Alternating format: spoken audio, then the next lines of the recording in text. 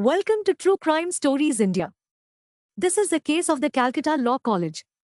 Today's story is not just chilling, it's infuriating. This is the horrifying case of a 24-year-old law student from South Calcutta Law College, whose ordinary afternoon turned into a living nightmare.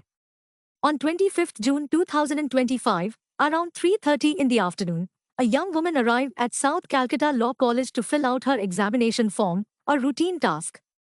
But what followed was anything but routine. Some people began asking her to stay back. She assumed they wanted to discuss something related to college. But little did she know that that day would change her life forever.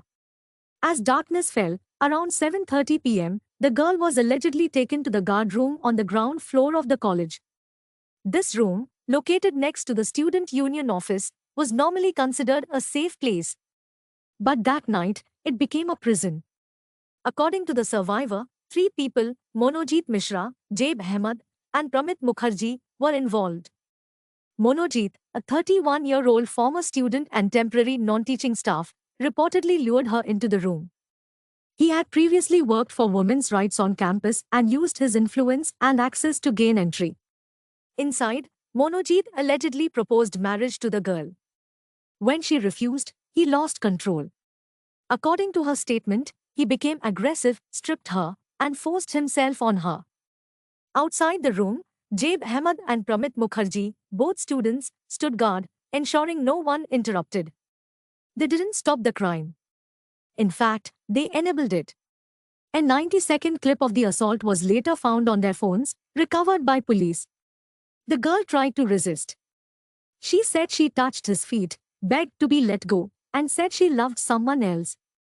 But nothing moved Monojit. She said she was hit with a hockey stick, bitten, and scratched. At one point, she had a panic attack and asked for her inhaler. They gave it to her, but refused any real help. And now you might ask, wasn't there anyone nearby? Wasn't there a guard? There was. Pinaki Banerjee, the 55-year-old security guard, was standing right outside. But he did nothing.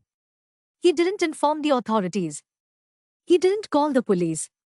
He just ignored everything. This assault continued for more than 3 hours, until 10:50 p.m., then, they left her in that room, like she was nothing.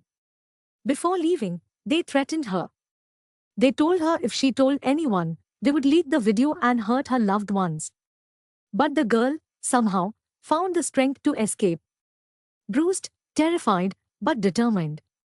And she went straight to the police and filed a report. So who were these people who felt so powerful, so untouchable? The first accused, Monojit Mishra, is a 31-year-old ex-student and a criminal lawyer. He was once affiliated with the Trinamool Congress student wing. Though TMC now claims he hasn't been with them since 2022, his photos with senior leaders are all over social media. He reportedly had a history of harassing female students, using his influence to silence them. The second accused is 19-year-old Jabe Ahmed, a first-year student. He had been close to Monojit during TMCP events and, according to police, was manipulated into participating. The third is 20-year-old Pramit Mukherjee, a second-year student who helped record the crime and stood guard during the assault. The fourth person arrested is the guard, Pinaki Banerjee. CCTV footage proved he stood right outside the room during the entire ordeal.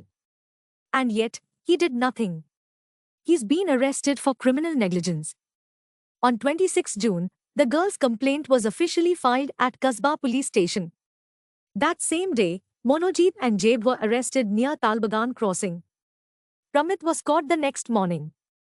Their phones were seized, and the video evidence was recovered.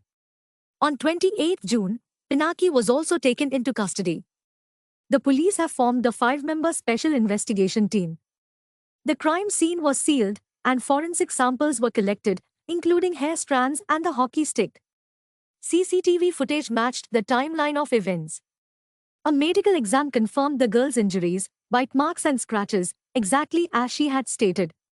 But what should have remained a criminal investigation quickly turned political. BJP accused TMC of protecting Monojit. In response, TMC denied any links and said they support the survivor.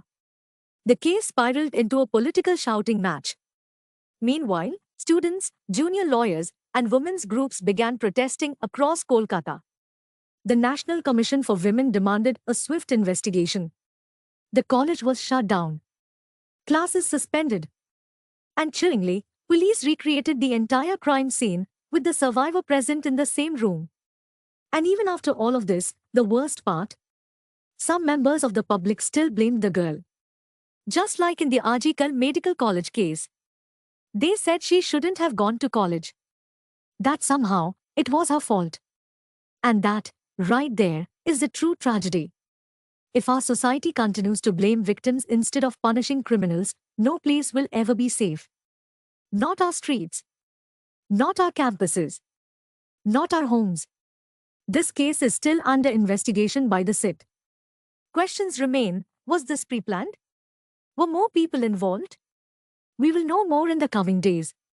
But until then, ask yourself, how many more survivors will it take for us to change?